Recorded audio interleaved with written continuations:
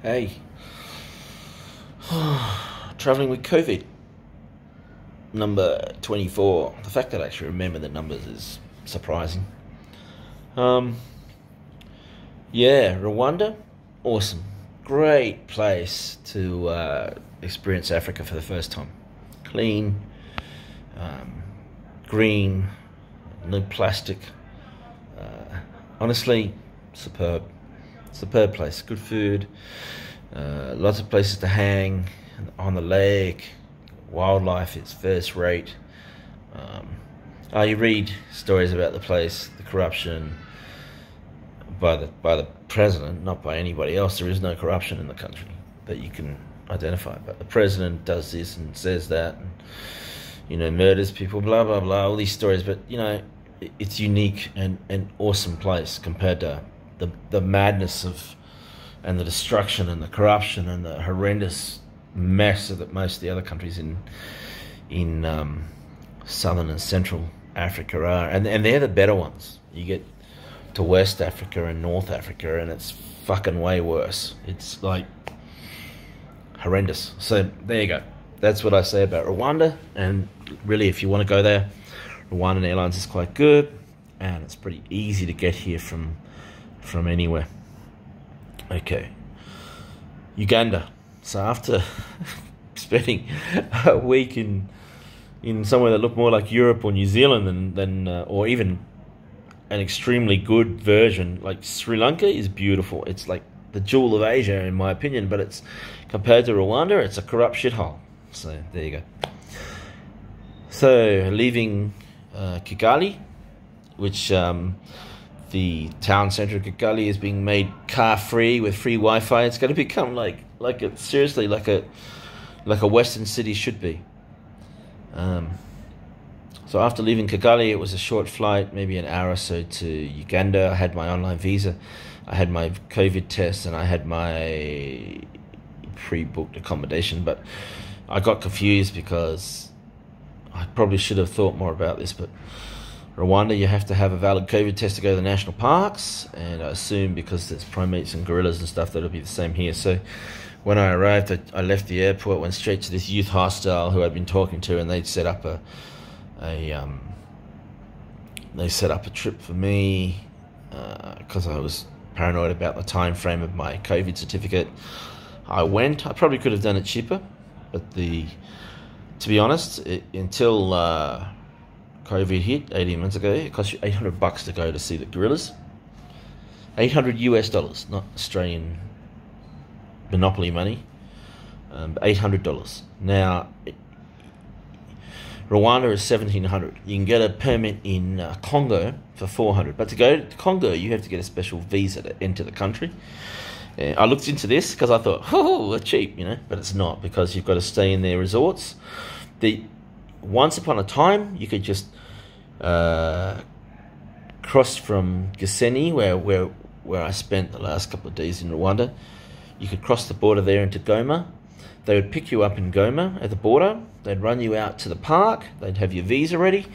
You go and you look at the gorillas for an hour, and then you would go back to the hotel. You'd have lunch, and then you go back, and it would cost you about $500 maximum. Now you have to stay in the resorts overnight. You have to do this, you have to do that. It ends up costing you $2,000 or $3,000. So it's a scam in itself. But if it protects the gorillas, I would do it. But Uganda's cheaper, and although I'm like throwing money around left, right, and centre, I'm trying to keep the cost down to a certain extent. So off to Bwindi National Park. It was a long, tortuous drive because by the time they picked me up, it was 2 in the afternoon.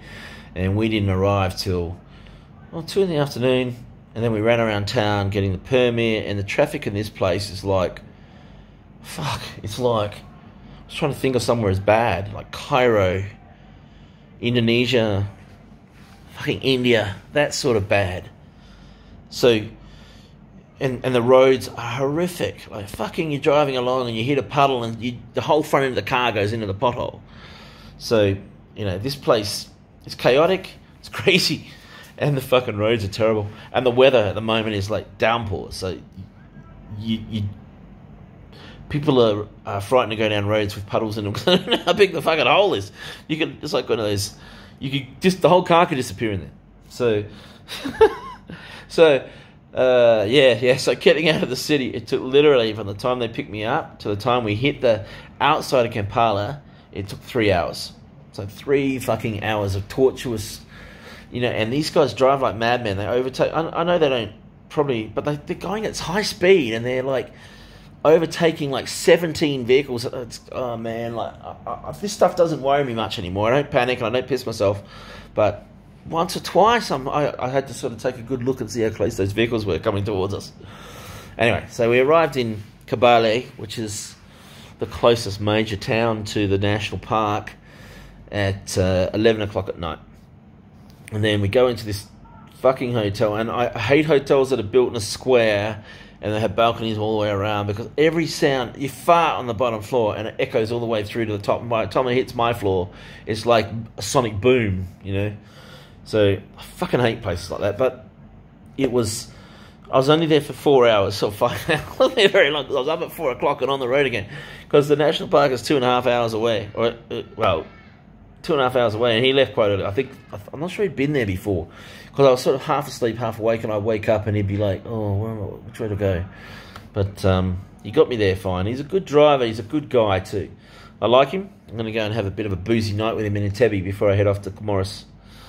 So, and he sent me some pictures of a pretty girl that he wants me to meet. So, yeah, she's like 25 years old, so it'll probably kill me. But, no, I might do it. Anyway, so we arrive in Kabale about 7:30 in the morning, and the introduction from the park ranger, quiet guy, nice quiet little man he was. He was a senior ranger or whatever, and the park, as you cut, like going in the morning, I'm kicking myself because I'm half asleep, but every time you hit a pothole and the car would sink in and go out the other side, I'd sort of wake up and I'd look around, and the gorillas in the mist thing, like you're thinking, yeah, it's just a movie. But coming along there, and as the sun started to rise, it had these orange clouds and a bit of purple and orange lighting up, and this fucking mist was just seriously covering all of the valleys. And I'm like, I'm in a comatose state. I'm not thinking. But when I finally got there and woke up and thought, why the fuck didn't I stop him and take some pictures of that? It was like, it was like, National Geographic type pictures these. And I fucking didn't do it, and I'm kicking myself. Right, I'm still kicking myself. Anyway, Patrick will be complaining because I'm talking too long. Okay, let's get on with it. So then they had the introduction, they talked about the thing, and I was feeling a bit fucking concerned, because I've read about this place, and there are like, 14 different gorilla families. They're spread out over a large area, and the forest. Fuck. Oh, so where was I? Oh yeah, okay. So we did the introduction thing, and there's like 14 gorilla groups, and generally there's a maximum of 8 persons per group. So I'm thinking, sometimes you have to walk 6 hours through the jungle, and I'm not talking about like tracks and shit. I'm talking about hacking your way through the jungle, and I'm thinking, oh Christ, it'll kill me. So, but when I arrived there, I'm sitting there for an hour and I'm by myself, and I'm thinking, seriously, this is the world in COVID. It's the days of this fucking mass tourism and all annoying things I hate about traveling. They don't exist anymore, at least for the next year or two. So anyway, I'm getting up to 10 minutes. Sorry, Patrick. Anyway, so I'm waiting there, and then another girl turns up, and then a young English couple turn up. So there's 4 of us. So we come back, and he's giving us this talk about it could take this long, and then he starts saying, oh, most people like to go for a walk through the forest, and I'm thinking, no, I want to see the gorillas. I don't want to go in the forest if I don't have to. Seriously, 5 minutes, maybe 10 minutes we walked, and it was all slippery clay, and I'm slipping and sliding all over the place, and I got a porter to carry my bag, because the people there are struggling because they don't have any money, because there's nobody to take out on the tours, then nobody takes a porter, and it only cost bloody $10. So I said, stuff it, I'm going to get myself a porter. So he's carrying my bag, which is mostly empty anyway. But seriously, he stopped me from slipping and falling about 50 times. Probably saved my ass. So I was happy to have him. But we only went through the forest a little bit, and these were like tracks, like goat tracks. And then we got to we come out of this goat track onto this path, right? And all the rangers are there. It was only like a 10-minute walk, and I'm thinking, you fucking serious? It's sort of like a road, and I look over, and there's this fucking chimp. I mean, a gorilla, a baby one in a tree, and I'm thinking, what the fuck? We're on a road. We've walked for 10 minutes, and I'm thinking I'm going to be walking through shitloads of filth and creeks and bugs all over me for like hours, and it was like this short walk, and I'm like, yes, and say the other girl was gone. This is brilliant. And then the guy goes, look, we'll spend an hour with the gorillas, then we'll go within the forest. And I look at her, and she looks at me and goes, nah, we're not doing that. We'll go back. So it was huge. But then we did have to cross, because there's a creek between us, and there was only like a couple of gorillas, and then they disappeared. So we had to follow them, right? So they chopped a few branches of these little saplings down and made a little bridge, and we walked across, and then we started climbing through the thick undergrowth, and the bugs were all over me and blah, blah, blah. But it was only for like, 10 minutes or so, because they came out and they sat on the edge of the creek, like the whole family group. So they threw out some more saplings, and we climbed back across the creek onto the roadside, and then we had the whole group there, and there was like, I didn't see all 9 gorillas. The big male, yes, 2 babies we saw, and I reckon I saw about 4 of the females. There were 6 of them, but I didn't see all of them at once. You could hear them in the trees. So it was just the most fucking awesome thing, I've seen some great shit, I've seen leopards and tigers in the wild. I've seen lions. I've seen, elephants in India and Southeast Asia, and I've seen rhinos, and I've been attacked by a hippo, and all sorts of shit I've seen. But this was fucking... And I went chimp trekking last time I was here. That was fucking awesome. But this is great. This is like superb. Even better than the wildlife experiences with the penguins and shit in Antarctica. It was just awesome. Best day, And then we had our hour with the chimps. The gorillas. And then we walked back. I bought a t-shirt for my sister, who's going to be really happy about that. Because I generally forget to buy her anything. And I bought one for myself, because all my clothes are so filthy that I had to buy a new t-shirt. I can't. I've been spending the whole day in my swimming shorts while I've been getting stuff clean, because I got nothing clean.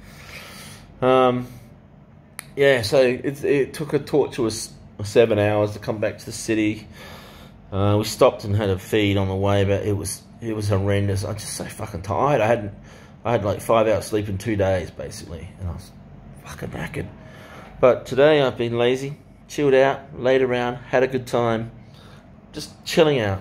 Although the pool was full of school kids a little while ago. They were screaming for an hour, but that was alright. I was watching them and laughing, because none of them can swim. They look like throwing a cat in the water. That's what they look like.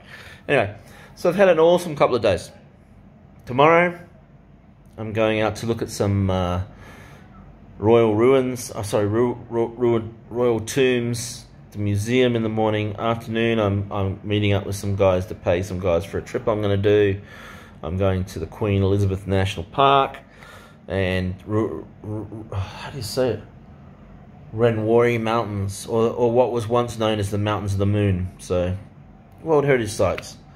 2 of them tomorrow and the next day. And of course, Bawindi National Park is also a World Heritage Site. So. And that's probably... I was going to go to South Sudan, but I was going to take a bus up there. I thought, fuck it, I'll take a bus. But there's quarantine. South Sudan is out. So I'm going to come back to... I know this is getting longer and longer. Sorry, Patrick, but it's like a movie length now. But I get back on Wednesday.